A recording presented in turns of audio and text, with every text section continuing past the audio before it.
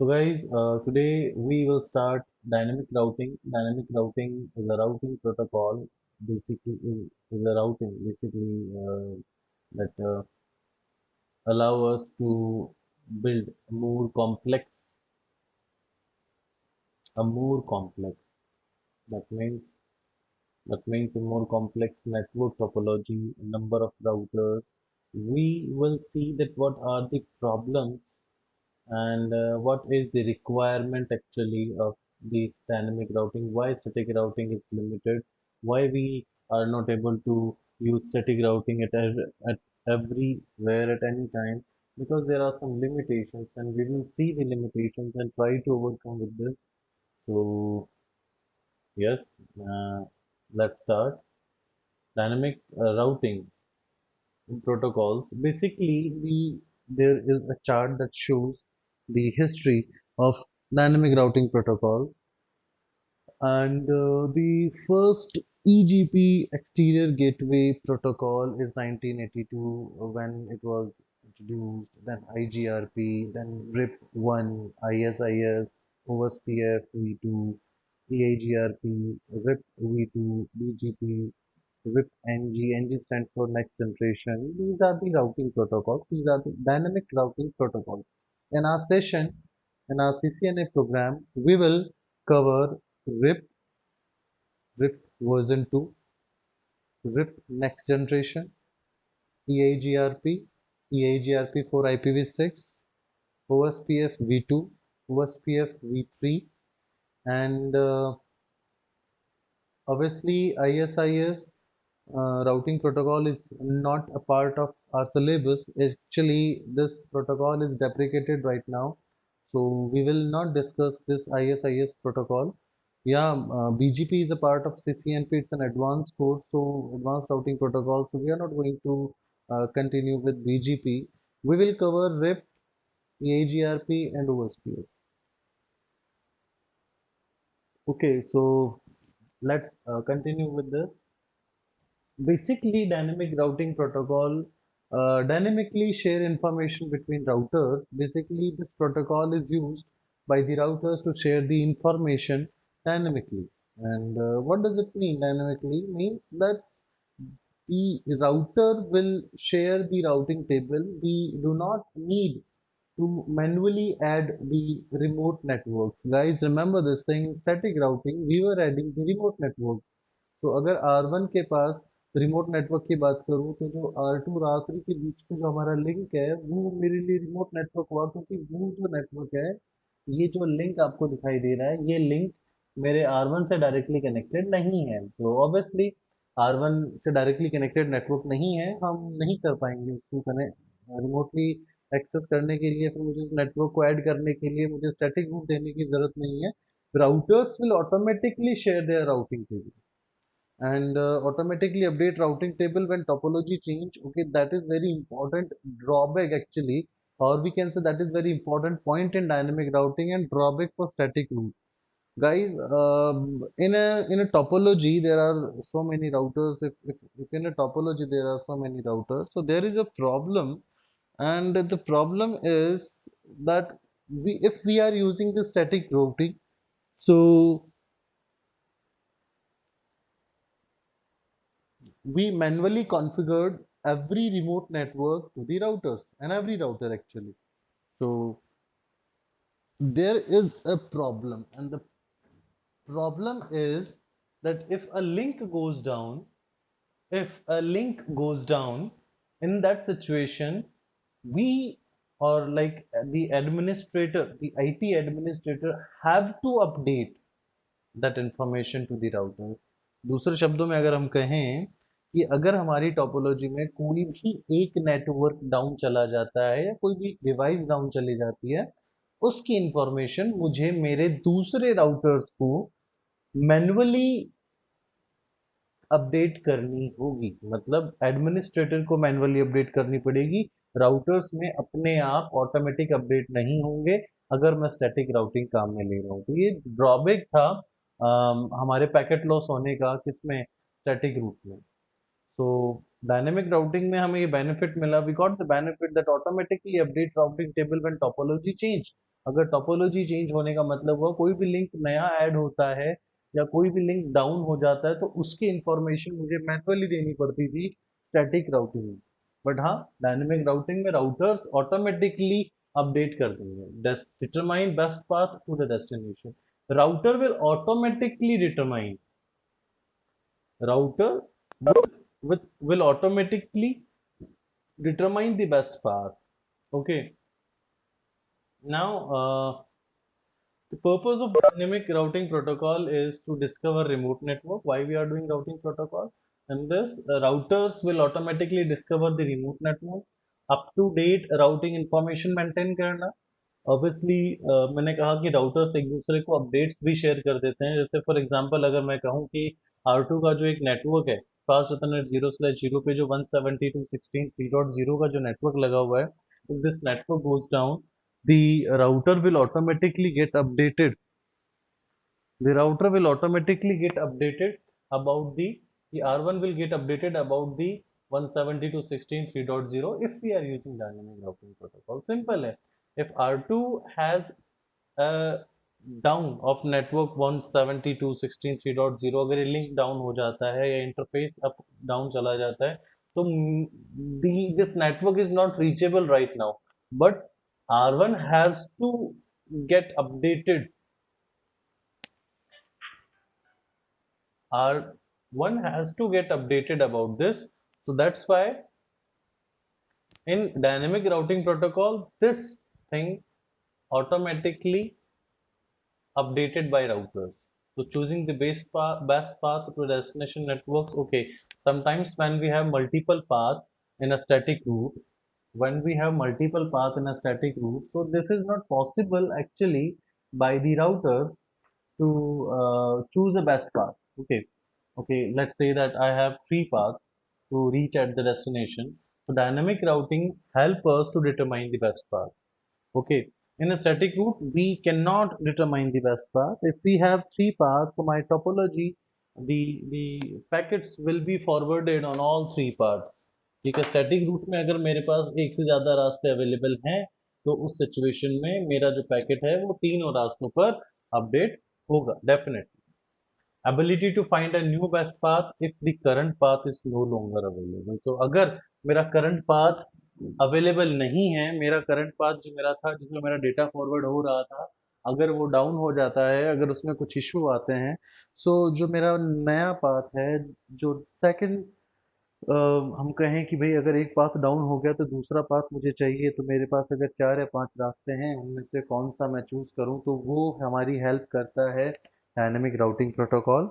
So basically routing protocols are used to exchange routing information between the routers. That could be the definition actually of dynamic routing.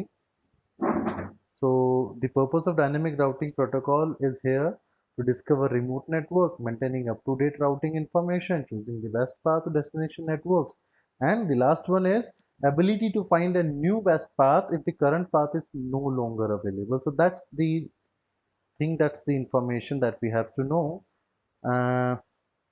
Now we comes to some next point. The next point is that the difference, actually basically the difference between dynamic routing and static routing. So the difference are listed below, and the differences are configuration complexity. So obviously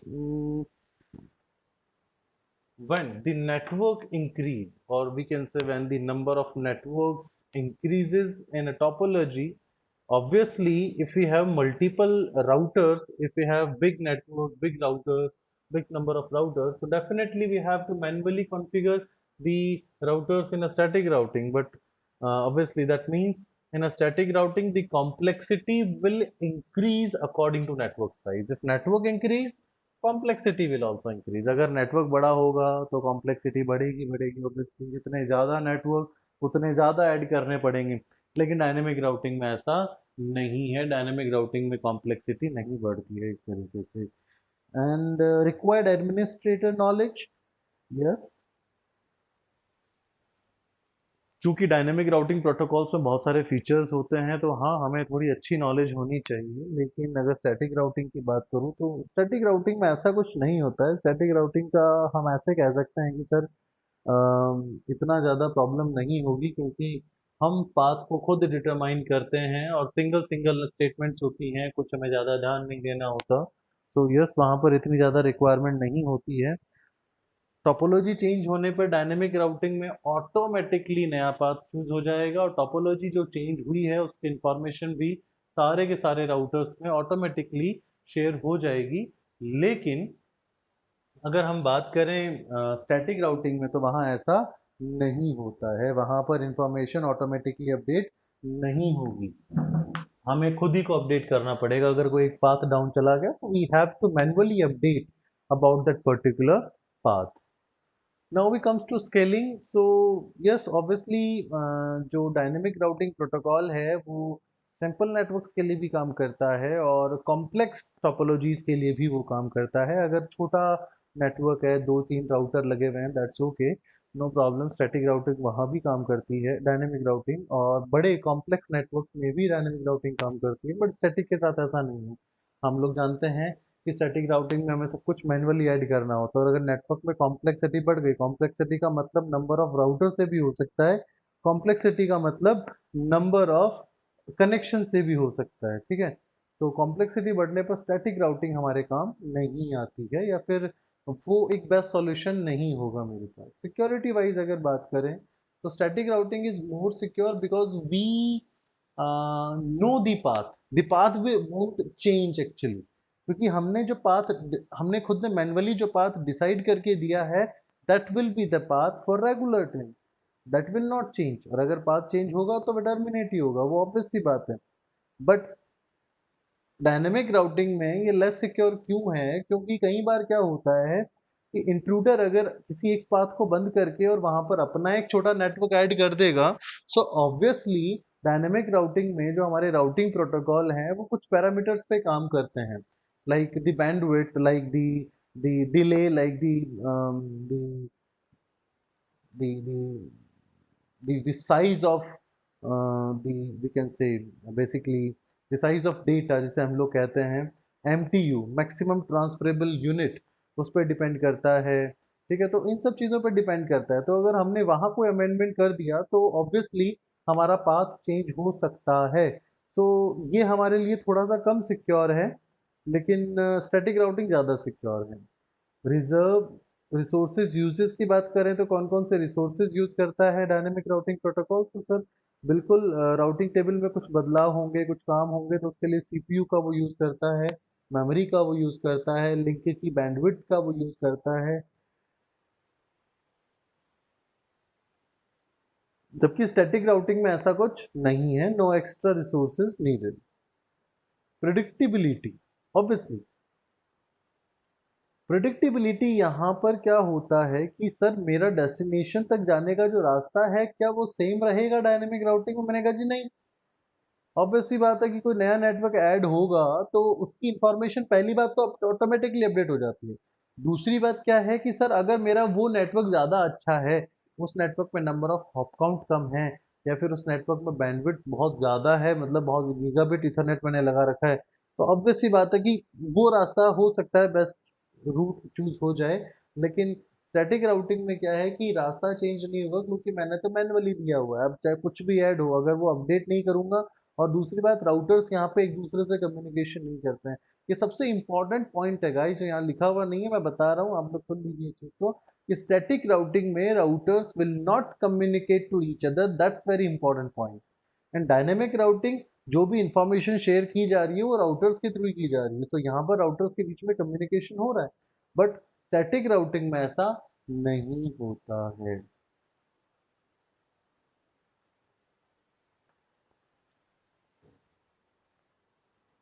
ना routing protocol के दो components हैं, पहला तो algorithm, जिस algorithm पे protocol काम कर रहा है, जिस कंसेप्ट से प्रोटोकॉल काम कर रहा है, जो लॉजिक वो लगा रहा है।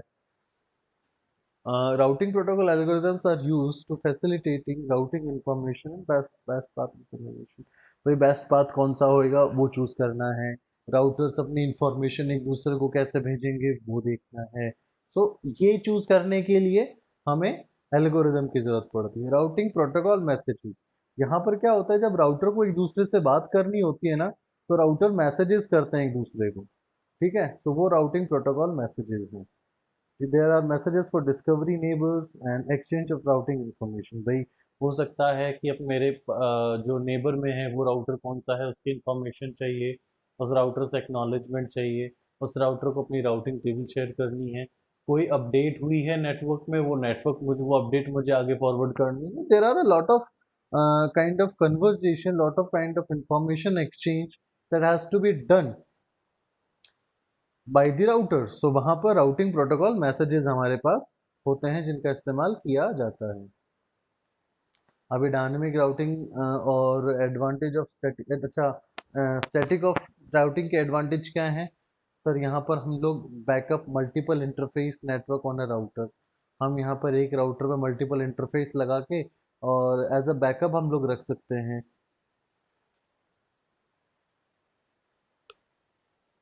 ये इजी टू कॉन्फ़िगर है, कोई एक्स्ट्रा रिसोर्सेज नहीं चाहिए होते हैं, ज़्यादा सिक्योर है। डिसएडवांटेज क्या है? अगर टोपोलॉजी में चेंज हुआ, अगर कोई नया नेटवर्क ऐड हुआ या पुराना कोई नेटवर्क एग्जिस्टिंग नेटवर्क था वो ख़राब हो गया, डाउन चला गया, कोई नेटवर्क बंद हो गया, उसकी इंफॉर्मेशन हमें मैन्युअली ही देनी पड़ेगी। और बड़ी टोपोलॉजीज में स्टैटिक राउटिंग काम नहीं करती है। That is two disadvantages of the static routing. अभी हम बात करें हमारे स्टैटिक राउटिंग की बात करें तो देखो यहाँ पर दो टाइप के। डायनेमिक राउटिंग की बात करें तो बेसिकली इसको ना इसके कैरेक्टरिस्टिक्स के हिसाब से हमने दो टुकड़ों में बांटा हुआ है। आपको ये डायग्राम थोड़ा सा छोटा है तो दिखाई शायद नहीं दे रहा होगा। Let me, okay. सो देखिए हमारे पास डायनेमिक राउटिंग प्रोटोकॉल जो होते हैं वो दो टाइप के होते हैं। एक तो होता है इंटीरियर गेटवे राउटिंग प्रोटोकॉल, और जो दूसरा होता है हमारे पास वो होता है एक्सटीरियर गेटवे राउटिंग प्रोटोकॉल। देखो ये समझने से पहले कि इंटीरियर क्या होता है एक्सटीरियर क्या होता है, हम ये समझते हैं कि ऑटोनोमस सिस्टम क्या होता है। देखिए ऑटोनोमस सिस्टम के बारे में देखो डेफिनेशन आपको यहाँ मिलेगी। It is a group of routers that control a single authority, under the control of single authority. ऐसा मान लीजिए कि मैं बात कर रहा हूँ राजस्थान में, जयपुर जो है, जयपुर में मान लीजिए किसी की जियो वाले जो नेटवर्क है उसके जितने भी राउटर्स लगे हुए हैं उन सभी राउटर्स को कोई एक अथॉरिटी, जयपुर में कहीं ना कहीं कोई एक ऑफिस होगा, बैक ऑफिस, जो हमारा जिसे हम लोग नॉक ऑफिस कहते हैं, या नॉक राउटर जिसे हम लोग कहते हैं, जो कि हैंडल किया कर रहा होता है पूरे नेटवर्क्स को। ठीक है, तो autonomous system is a group of networks, group of actually routers, बहुत सारे राउटर्स का एक ऐसा ग्रुप या ऐसा एक ऐसा सिस्टम, एक ऐसा ऑटोनोमस सिस्टम, एक ऐसा ग्रुप होता है जिसमें बहुत सारे राउटर्स होते हैं। उन सारे राउटर्स को सिंगल अथॉरिटी यानी सिंगल एडमिनिस्ट्रेटर हैंडल कर रहा होता है। सिंपल सी बात है, जैसे मैंने एग्जांपल लिया कि जयपुर के अंदर जो जियो के जितने भी कनेक्शन, जितने भी राउटर्स लगे हुए हैं, उसको जियो का एक सेंट्रल ऑफिस हैंडल कर रहा है, तो वो एक ऑटोनोमस सिस्टम में आ गया। एयरटेल का मान लीजिए कि एयरटेल के साथ भी कुछ ऐसा ले लेते हैं। जियो का एक ऑटोनोमस सिस्टम मान लीजिए कि जयपुर में है, एक ऑटोनोमस सिस्टम हमने कहा जी साहब दिल्ली में है। अभी दोनों के बीच बात करवानी है तो वहां बात करवाएगा एक्सटीरियर गेटवे प्रोटोकॉल। ध्यान रखिएगा, दो अलग अलग ऑटोनोमस सिस्टम के अंदर बात करवाने का काम करता है एक्सटीरियर गेटवे प्रोटोकॉल। और मान लीजिए कि जैसा मैंने कहा जयपुर के अंदर 50 राउटर हैं, उन सभी को एक ऑफिस से संभाला जा रहा है, तो वो ग्रुप हो गया 50 राउटर का जिनको एडमिनिस्ट्रेशन करने का काम एक सिंगल अथॉरिटी कर रही है। तो वो एक ऑटोनोमस सिस्टम है, उसके अंदर जो 50 राउटर लगे हैं उनके बीच में भी तो हमने कोई ना कोई राउटिंग करवाई होगी ना। भाई उनके बीच में अगर मुझे नेटवर्क्स को शेयर करना है, there must be a routing protocol. तो वो राउटिंग प्रोटोकॉल कैसा होता है? Interior gateway routing protocol. तो ऐसे इंटीरियर गेटवे राउटिंग प्रोटोकॉल्स हमारे पास कौन कौन से हैं? रिप है, एजीआरपी है, ओएसपीएफ है, आईएसआईएस है, आईजीआरपी है। ये सब हमारे कौन से हैं? Interior gateway routing protocol, IGP protocol जिन्हें हम लोग कहते हैं। आईजीपी प्रोटोकॉल को भी इन्होंने दो टुकड़ों में बांटा हुआ है, डिस्टेंस वेक्टर एल्गोरिथम और डिस्टेंस वेक्टर प्रोटोकॉल और लिंक स्टेट प्रोटोकॉल। इसके बारे में हम थोड़ा सा आगे चल के देखेंगे कि सर डिस्टेंस वेक्टर क्या है, लिंक स्टेट क्या है। पर फिलहाल ये समझ लीजिए कि हमारे जो डायनेमिक राउटिंग प्रोटोकॉल है, it has two types, interior gateway protocols और exterior gateway protocols. Interior gateway protocols तो एक ऑटोनोमस सिस्टम के अंदर जो राउटर्स हैं उनके बीच में काम आते हैं, और एक्सटीरियर गेटवे प्रोटोकॉल्स दो अलग अलग ऑटोनोमस सिस्टम के बीच बात करवाने के काम आते हैं। इसे थोड़ा सा समझने के लिए आप इस डायग्राम की तरफ चलिए। यहाँ देखिए, यहाँ मैंने बोला जी बंडल है जी 5 राउटर्स का, ये एक ऑटोनोमस सिस्टम है। दूसरा बंडल है 5 राउटर का, ये एक ऑटोनोमस सिस्टम है। अभी इस ऑटोनोमस सिस्टम के अंदर जो काम हो रहा है, इस ऑटोनोमस सिस्टम के with in the autonomous system जो काम हो रहा है, तो वहाँ जो बात होगा, वहाँ जो प्रोटोकॉल चलेंगे वो है रिप, आईजीआरपी, एजीआरपी, ओएसपीएफ, आईएसआईएस। ठीक है। और अगर हम बात करें कि इन दोनों के बीच में जो काम कर रहा है वो कौन सा है, एक्सटीरियर गेटवे प्रोटोकॉल यानी कि BGP.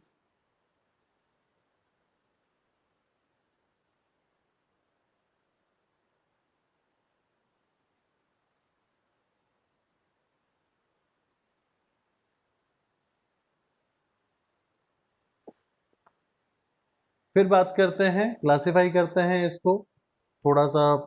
Interior gateway routing protocol की डेफिनेशन हम क्या देखें, use the for routing inside an autonomous system, used to route within an individual network themselves.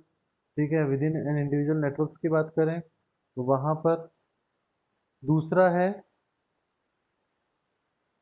Exterior, तो use for routing between autonomous systems, तो वहां पर बीजीपी है।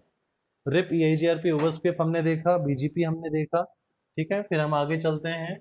IGP के अंदर हमने पढ़ी जैसी दो चीजें थी, एक तो था डिस्टेंस वेक्टर प्रोटोकॉल और दूसरा था लिंक स्टेट प्रोटोकॉल। तो जो डिस्टेंस वेक्टर प्रोटोकॉल है वो क्या कहता है, distance vector protocol says that routes are advertised, sorry, as vector of distance and direction in complete view of network topology, generally periodic update. उसको समझते हैं, देखिए जो रूट्स हैं वो एडवर्टाइज किए जाते हैं एज वेक्टर्स और डिस्टेंस।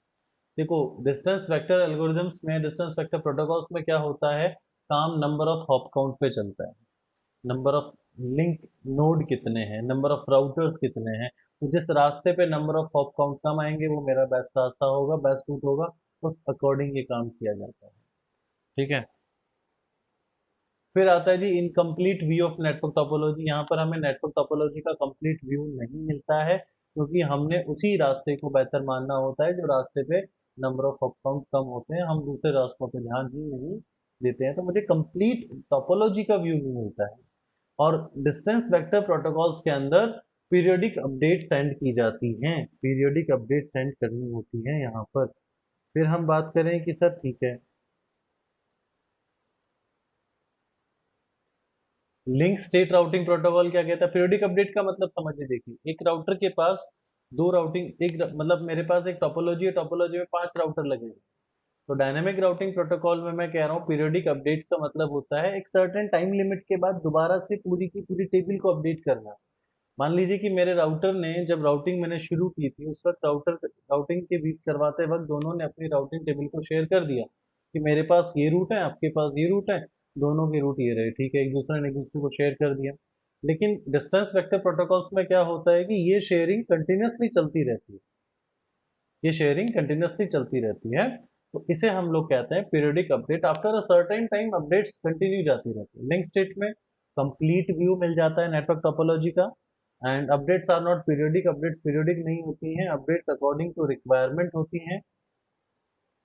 फिर हम बात करते हैं जी, हमारे पास राउटिंग प्रोटोकॉल दो टाइप के हैं, क्लासफुल और क्लासलेस। तो क्लासफुल राउटिंग प्रोटोकॉल कौन से होते हैं, क्लासफुल राउटिंग प्रोटोकॉल्स वो होते हैं जो कि सबनेटेड नेटवर्क्स को अपडेट नहीं करते हैं, यानी कि ऐसे प्रोटोकॉल राउटिंग प्रोटोकॉल जो कि सबनेटेड नेटवर्क्स को शेयर नहीं करते हैं, वो स्लैश क्लास के अकॉर्डिंग ही चलेंगे। अगर 10.0.0/24 ले रखा है मैंने नेटवर्क, तो वो /24 नहीं भेजेगा, वो /24 को एडवर्टाइज ही नहीं करवाएगा। इसको कैसे समझिए, इसको ऐसे समझिए, मान लीजिए कि मेरे पास कोई नेटवर्क है, अभी जैसे आप लोगों को दिखाई दे रहा है यहाँ पर ये जो नेटवर्क है, तो जो क्लासफुल राउटिंग प्रोटोकॉल है वो इसको एडवर्टाइज वो नहीं करेगा। वो किसको करेगा, वो इसकी जगह /16 भेजेगा, वो यहाँ पर /16 भेजेगा, इनको नहीं करेगा, नहीं काम करेगा यहाँ पर। और ना ही यहाँ पर कुछ ऐसा होगा।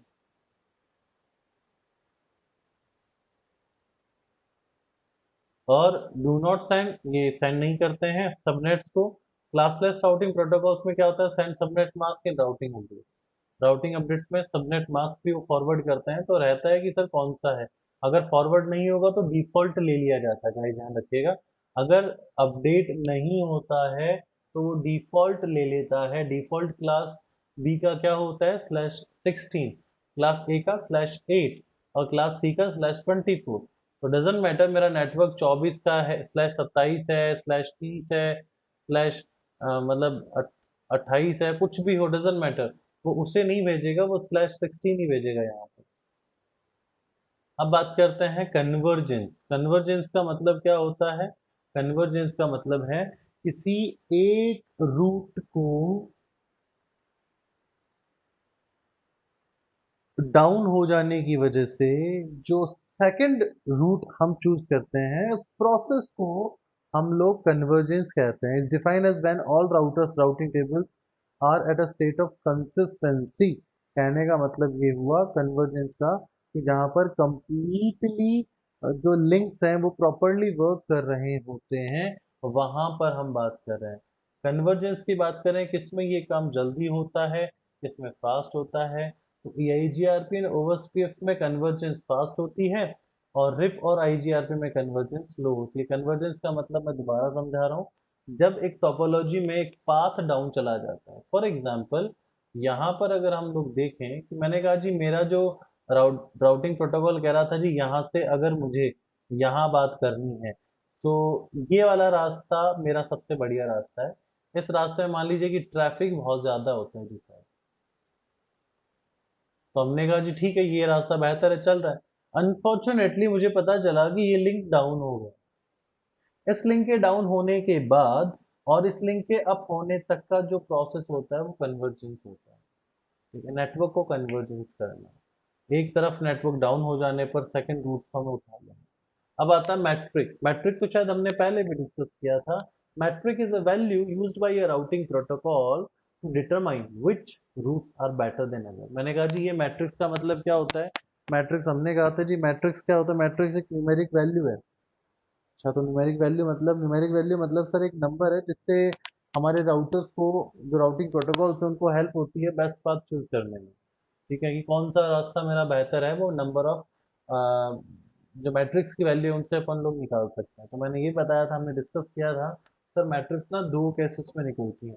या तो वो होप काउंट से निकलेगी या फिर वो बैंडविड्थ से निकलती है। तो जिसकी मैट्रिक्स जितनी कम होगी वो मेरा बेहतर रास्ता होगा। दैट्स इट, सिंपल सी बात है। अब जरा ध्यान से देखें, इस डायग्राम में अगर हम गौर से देखें तो ये जो मेरा नेटवर्क है, ये नेटवर्क मैं यहाँ बैठा हूँ यहाँ पे, ये नेटवर्क इस राउटर के लिए कितने हॉप काउंट्स में है, कितने हॉप्स के बाद मिल रहा है। कोई हॉप नहीं है सर, मेरा लोकल नेटवर्क है। मुझे किसी राउटर के पास नहीं जाना पड़ा, ये तो यहीं मिल गया मुझे। यहाँ बैठूंगा, यहाँ बैठ के पूछूं कि भैया जी मुझे यहाँ जाना है, बीच में कितने राउटर पड़ रहे हैं, तो मैंने कहा साहब एक एक राउटर बीच में आ रहा है, मैं यहाँ बैठा हूँ। यहाँ बैठ के मैं पूछ रहा हूँ कि मुझे इस नेटवर्क पे जाना है, इस पे, इस वाले नेटवर्क पे जाना है, इस वाले नेटवर्क पे। कितने राउटर बीच में आ रहे हैं सर, एक, दो।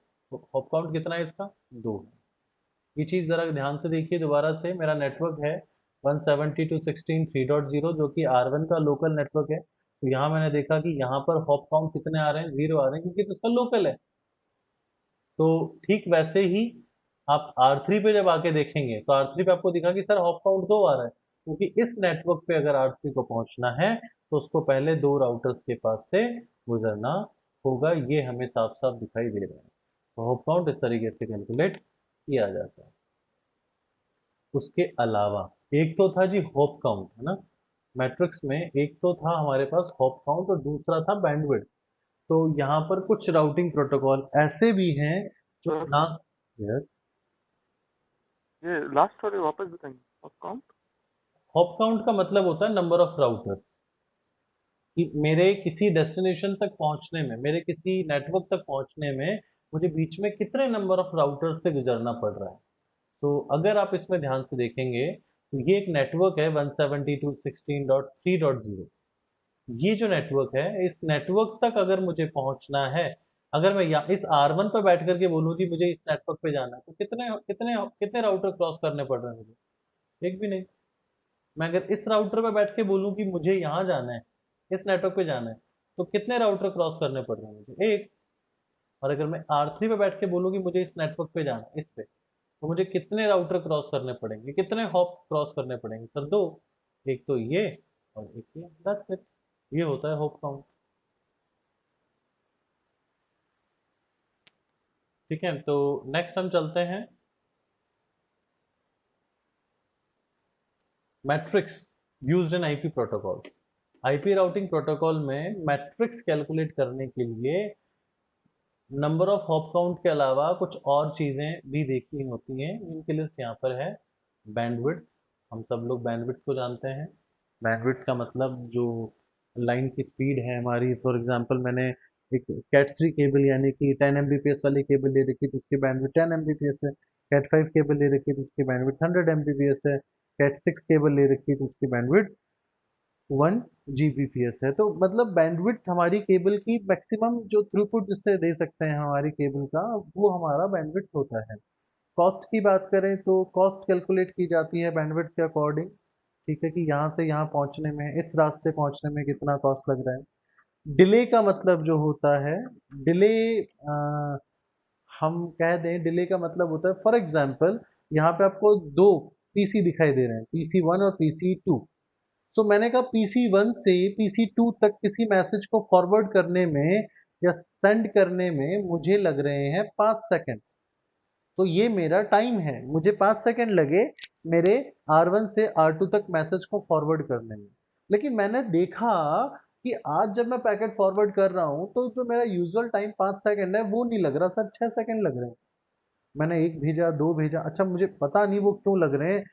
मे बी मेरे पास ट्रैफिक ज़्यादा हो सकता है, जैसे हम लोग लोड कह रहे हैं, लोड ज़्यादा हो सकता है मेरा नेटवर्क बिजी हो सकता है उसको कैलकुलेट करने में प्रॉब्लम हो रही हो। तो हो सकता है यहाँ पर कुछ और चीज़ें भी हैं। बट बात ये कर रहे हैं हम लोग कि सर अगर ऐसा कुछ होगा तो कैसे करेंगे, तो पता चलता है कि सर अगर ऐसा हो गया कि डिले ज़्यादा हो रहा है, मतलब बैंडविड्थ की वजह से कुछ भी हुआ, तो जो टाइम डिफरेंस जो आ रहा है, पैकेट को पहले फॉरवर्ड करने में जो टाइम था और अब फॉरवर्ड करने में जो टाइम है, दोनों के बीच का जो डिले है, वो डिले, वो जो टाइम डिफरेंस है वो मेरा डिले होता है। हॉप काउंट हम देख ही चुके हैं। लोड की बात करें, ट्रैफिक की बात कर रहे हैं हम लोग यहाँ पे, कितना ज़्यादा लोड है, हमारी बैंडविड्थ कितनी ज़्यादा कंज्यूम हो रही है। देखिए यहाँ पर जो T1 है इसकी बैंडविड्थ कम होती है, 56 kbps की बैंडविड्थ ज़्यादा होती है।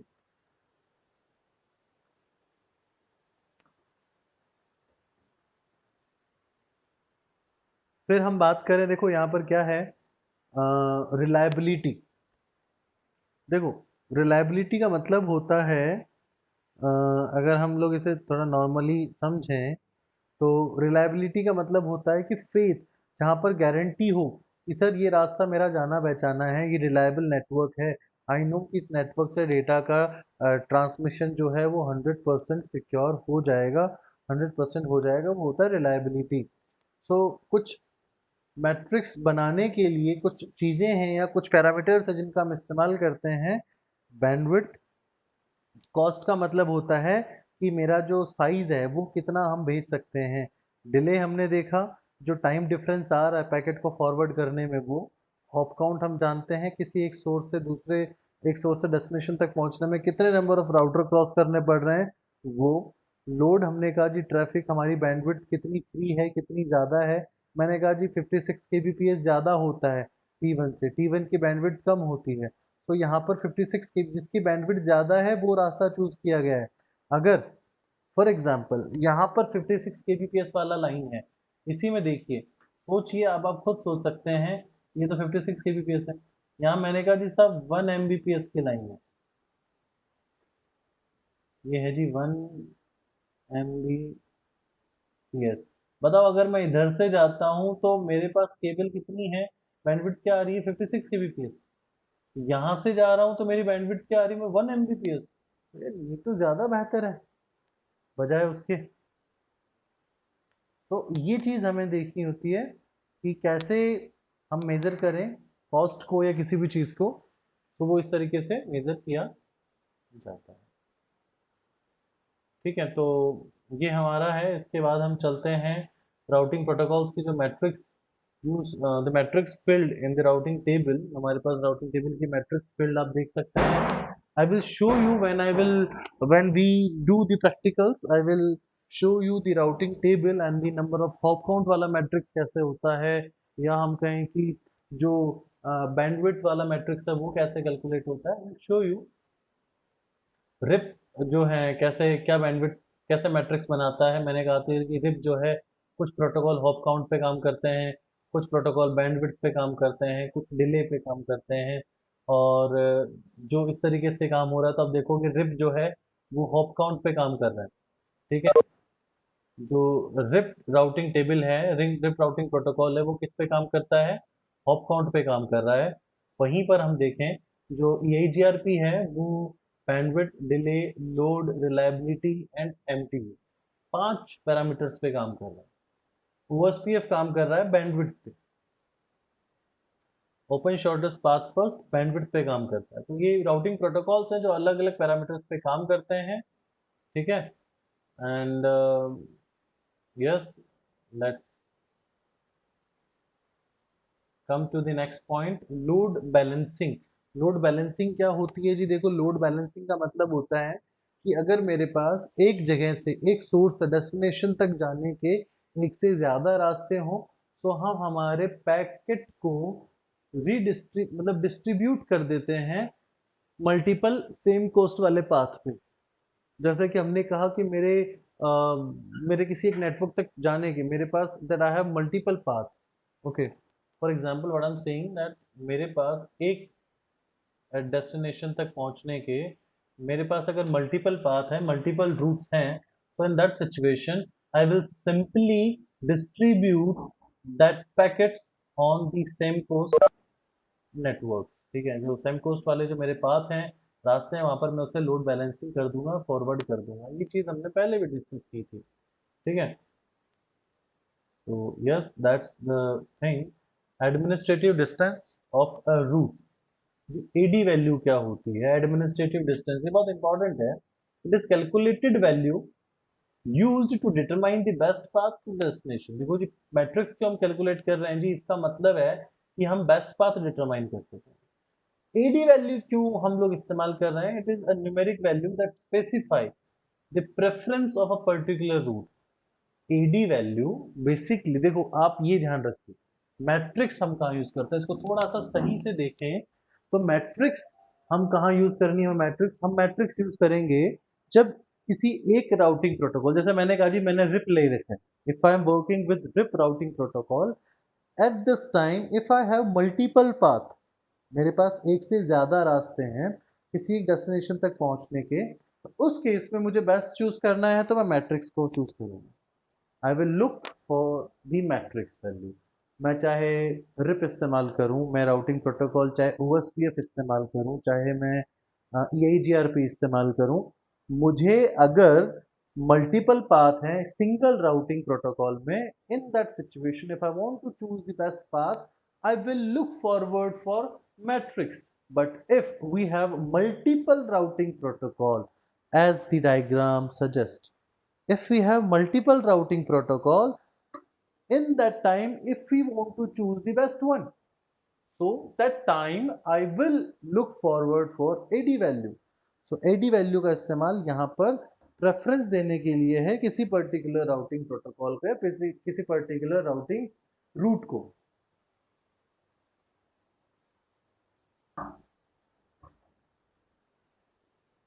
I will show you the specifically the tables that will help us to determine which one going to be the path for data transmission, because every routing protocol has its own AD value.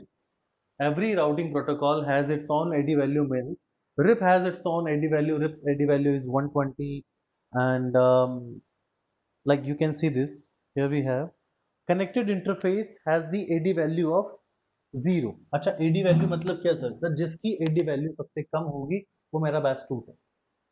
समझिएगा, जिसकी AD value सबसे कम होगी वो मेरा best route है। इसीलिए आप लोग यहाँ गौर कीजिए इस सेक्शन में देखिए आप लोग, यहाँ पर मेरे पास किसी एक नेटवर्क पे जाने के लिए मैंने रिप भी करवा रखा था और ओएसपीएफ भी करवा रखा था, लेकिन वो सॉरी EIGRP, लेकिन देखो यहाँ पर रिप से जो नेटवर्क आ रहे हैं, आर से डिनोटेड जो नेटवर्क है, उनकी एडी वैल्यू कितनी, 120। और सॉरी, जो एडी वैल्यू हम देख रहे हैं 90 है, ये किसकी है, ये EIGRP वालों की, सॉरी गाइस। तो ये हमें देखने को मिल रहा है कि रिप से जो एडी वैल्यू मिल रही है वो मुझे 120 है, और EIGRP से जो मुझे मेरे नेटवर्क की जो एडी वैल्यू है वो कितनी है, 90 है। तो जिसकी कम है वो बेस्ट है, इसलिए 90 चूज होगा। आप देखिए यहाँ पर सबसे कम एडी वैल्यू होती है डायरेक्टली कनेक्टेड नेटवर्क्स की। I will show you all these AD values and the effect of AD values while we do the practicals. So till that you have to, this is a theory class guys actually, and these are very important points that has to be discussed. So that's why अभी मैंने practicals नहीं लिया है, अभी हम सिर्फ theory section ले रहे हैं। इसमें आप लोगों को जो भी समझने वाली चीज़ है, आप कल हमारे सेशन में से दोबारा से इसमें जो डाउट्स हैं, जो पॉइंट्स हैं, उन्हें डिस्कस करेंगे। कल हम रिप को शुरू करने वाले हैं, तो रिप को शुरू करेंगे, और रिप को शुरू करने के साथ साथ हम मैं आपको I will give you some practicals of static route. तो आपको स्टैटिक रूट्स के कुछ प्रैक्टिकल्स भी देने वाला हूँ, ताकि आप उसे देख करके उसे करें और कोशिश करें कि वो हो जाए, वो बेटर होगा। And okay, this is the value, static route की वैल्यू 1 होती है। EIGRP में समरी जो रूट होते हैं उनकी 5, BGP में 20 होती है, EIGRP में 90 होती है, OSPF 110 होती है, ISIS 115, RIP 120, EIGRP 170। ये वैल्यूज हैं, इनके अकॉर्डिंग हम देख सकते हैं कि अगर कोई एक नेटवर्क, कोई एक पर्टिकुलर जगह, एक पर्टिकुलर डेस्टिनेशन तक जाने के मेरे पास दो रास्ते हैं, उनमें से अगर कोई एक पाथ मुझे EIGRP से मिल रहा है, यानी कि 90 की एडी वैल्यू, कोई एक पाथ मुझे रिप से मिल रहा है, तो मैं EIGRP वाले रास्ते को बेस्ट मैं रूट चूज कर लूंगा, और मेरा पैकेट EIGRP वाले रूट से निकलेगा, ना कि रिप से निकलेगा। ये हम समझेंगे तब आपको और अच्छे समझ में आ जाएगी चीजें। फिर बात करते हैं AD value directly connected routes की होती है, और स्टैटिक रूट्स की एडी वैल्यू 1 होती है। अब ये चीज़ हम देख चुके हैं पहले ही। तो आज हमने जो डिस्कस किया है वो डायनेमिक राउटिंग में जो बेसिक्स हैं उन्हें हम लोगों ने डिस्कस किया है। तो आज के लिए हम इन्हीं डिस्कशन